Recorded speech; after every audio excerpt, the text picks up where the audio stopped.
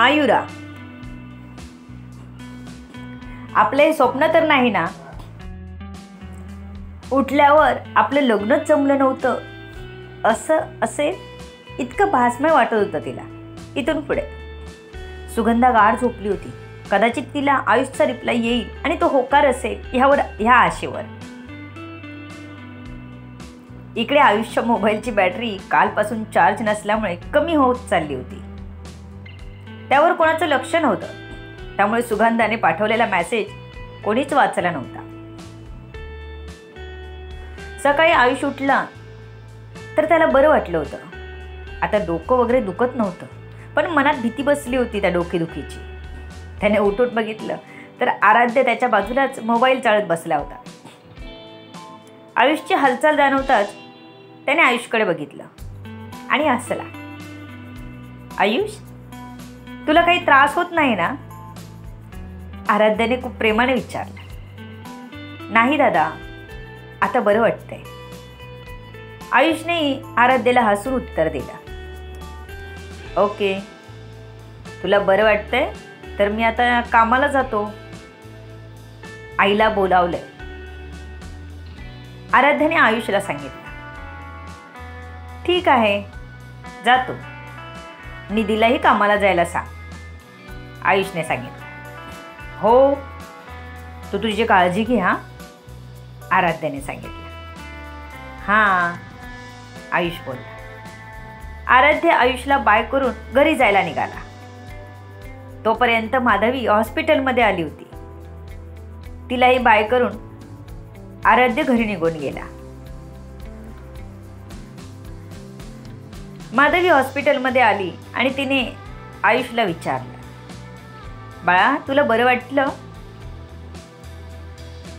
माधवीने आयुषच्या डोक्यावर हात फिरवत त्याला म्हणाली, हो आई, बरं वाटलं. आयुषने आईला हसून उत्तर दिलं. बरं झालं, माझं बाळ खूप मोठ्या संकटातून बाहेर आला. ते अजूनही आयुषच्या डोक्यावरून हात फिरवत होते.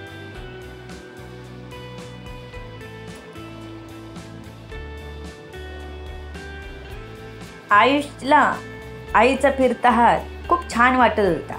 उबदार मायेचा हात त्याला आधार वाटत होता. तो तिच्या हातावर हात ठेवून तिला आपण व्यवस्थित असल्याचं स्पर्शातून सांगत होता. आई आता डॉक्टरची वाट बघत होती. म्हणजे आयुषला काही खायला द्यायचं हे विचारायचं होतं त्याला. थोड्या वेळात डॉक्टर आले.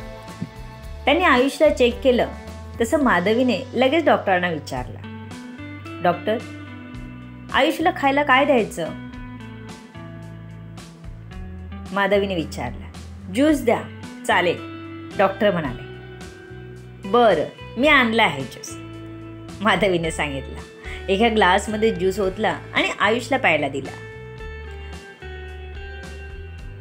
आयुषने ज्यूस प्याला आणि झोपला.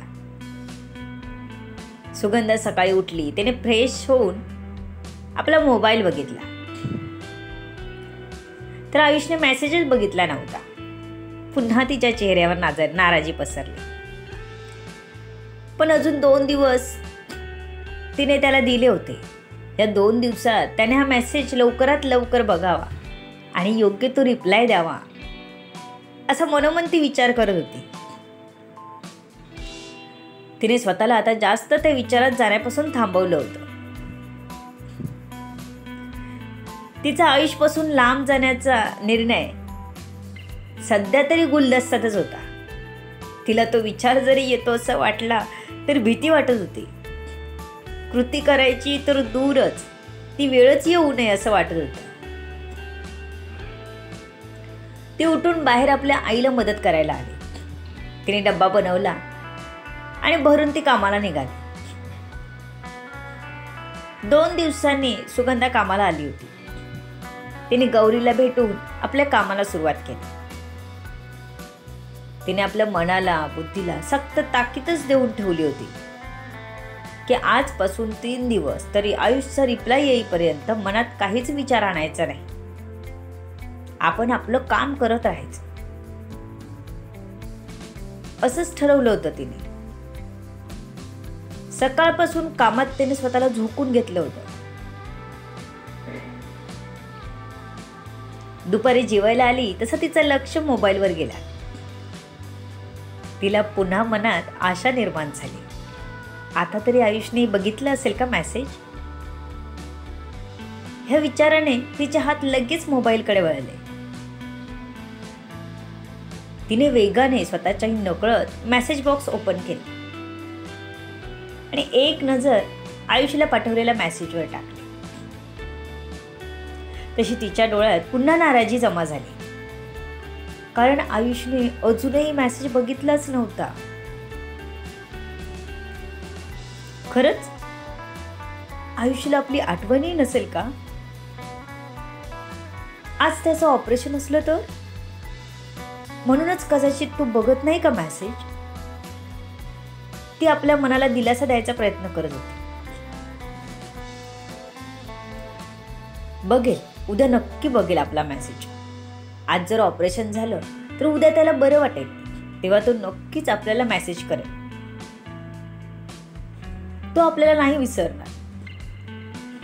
ती मनाला आता समजावत होती. पण ह्या जर तरच्या विचाराने तिचं हृदय धडधड करू लागलं होतं. तिने आपले विचार बाजूला सारले आणि जेवायला बसली गौरी सोबत. सुगी, काय झालं? चेहरा का एकदम रडविला झाला? गौरीने सुगंधाकडे बघत विचारलं. कुठे काय? तू तर समोर आहेस. कुठे काय झालं?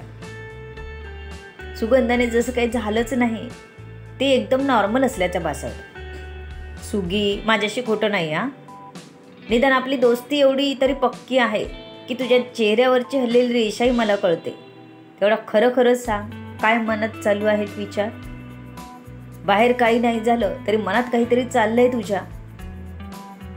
गौरी तिला ठामपणे म्हणाली.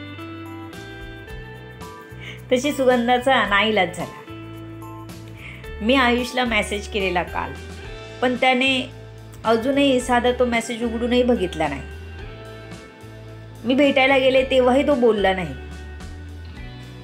मी अजून 2 दिवस वाट बघणार आहे असं ठरवलं आहे. सुगंधा म्हणाली. पण आवाज तिचा कातर झाला होता. डोळ्यातले अश्रू लपवायचा आटोकाट प्रयत्न करूनही सुगंधाच्या डोळ्यातून पाणी टपकलंच.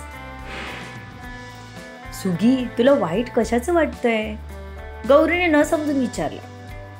म्हणजे तिने वाट बघायची ठरवली आहे, मग आता का रडते? हा विचार गौरीच्या मनात घोळत होता. गौरी, मी आयुषवर मनापासून प्रेम केलं. तोही करतो असं डोळ्यात पाहिलं होतं मी. मग पुढे येत का नाही? त्याला सदा माझा मेसेजही वाचावासा वाटत नाही. त्या आधीचा मेसेज त्याने फक्त बघितला आहे, त्यावर रिप्लाय काहीच दिला नाही.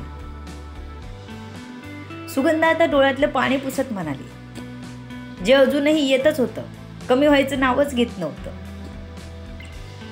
सुगंधा, आता तू वाट बघायची ठरवली आहेस ना, मग या सगळ्याचा विचार करून का उपयोग? ह्याने तुला जास्तच त्रास होणार. तू शांतपणे विचार कर. तोशी रडत राहिलीस तर आईला बरं वाटणार का? तुझ्या दादाला आवडणार का?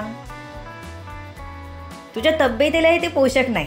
हां, आता रडून तुला काही पौष्टिक मिळणार असतं तर मी तुला अजून रडवलं असतं आणि सोबत बेसूर मी मिसळले असते. गौरी म्हणाली आणि जोरात हसली. ती सुगंधाला हसवायचा प्रयत्न करत होती. सुगंधाला गौरी रडतानाचा चेहरा समोर आला तसं तीही हसायला लागली. तू अजिबात रडू नकोस, खूप घाण दिसतंस रडताना. सुगंध सगळं विसरून हसली होती.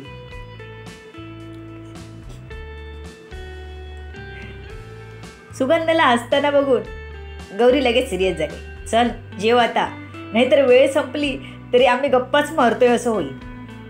गौरी म्हणाली आणि आपल्या डब्यात आणलेलं सुगंधाला दे तिच्या डब्यातला आपल्या डब्यात घेत खायला लागली. तिला असं करताना बघून सुगंधा मनातून खुश झाली. आपल्याकडे अशी एक व्यक्ती आहे जी कितीही दुःख असलं तरी हमखास हसवू शकते. त्याही परिस्थितीत तिला स्वतःवर खूप अभिमान वाटला.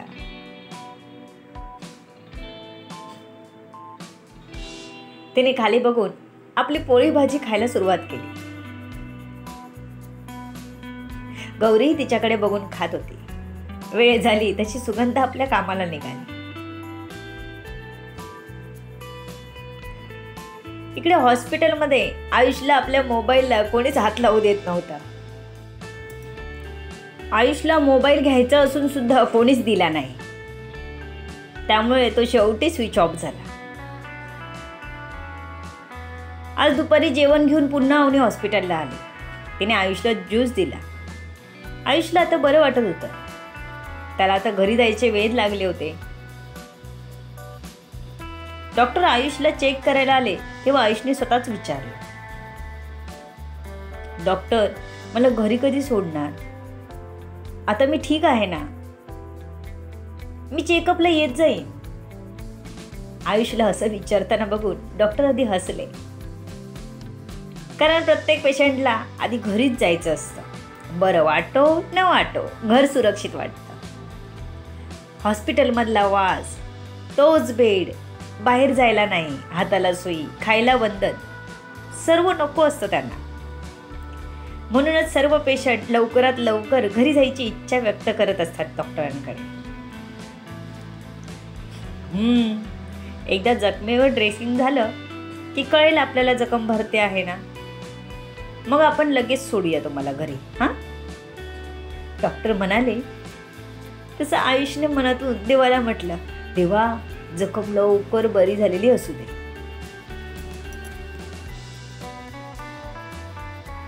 थोड्या वेळाने जखमेचं ड्रेसिंग करायला नर्स आली. तिने ड्रेसिंग केलं आणि निघून गेली. आयुषला वाटत होतं की आपल्याला आजच सोडलं पाहिजे, कारण आता हे हॉस्पिटलचं वातावरण त्याच्याने झेललं जात नव्हतं. त्यामुळे तो खूप कंटाळला होता. काहीच खायला मन करत नव्हतं. संध्याकाळी जेव्हा डॉक्टर परत आले चेक करायला तेव्हा आयुषला त्यांनी सांगितलं, उद्या तुम्ही घरी जाऊ शकता. हां. डॉक्टरांचं बोलणं ऐकून आयुष खूप खुश झाला. त्याला कधी एकदा आपण घरी जातोय असं झालं होतं. त्याला एकदा सुगंधाशी बोलायचं होतं. तो आता मोठ्या खतऱ्यातून बाहेर पडला होता. त्यामुळे तो सुगंधाशी बोलायला उत्सुक होता.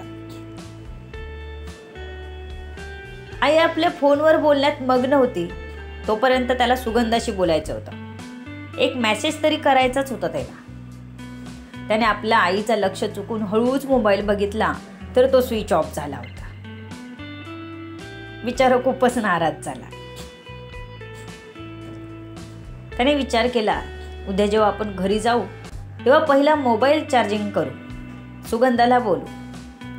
हा विचार करून त्याने मोबाईल ठेवून दिला.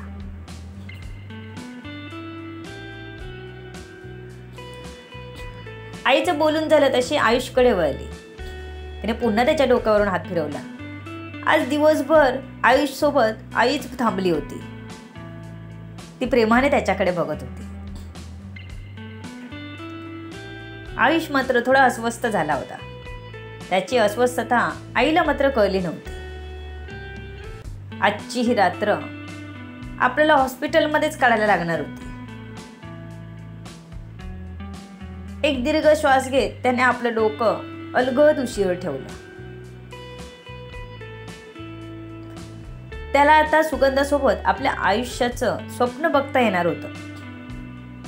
जशी भीती त्याला वाटत होती तसं काहीच होणार नव्हतं. तो मनोमन खुश होता.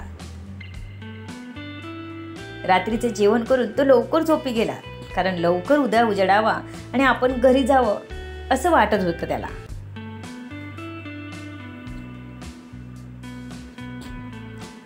या विचाराने त्याला झोपही छान लागली. To be continue. सर्व गोष्टी जाणून घेण्यासाठी पुढील येणारे भाग वाचायला आणि ऐकायला विसरू नका. तुमच्या अमूल्य प्रतिसादाची आतुरतेने वाट बघते. लेखिका शब्दवेदी उर्फ संतोषी गजानन राणे पाताळे. धन्यवाद. या कथेला जास्तीत जास्त लोकांपर्यंत शेअर करा. कमेंट करा, लाईक करा, सबस्क्राईब करा.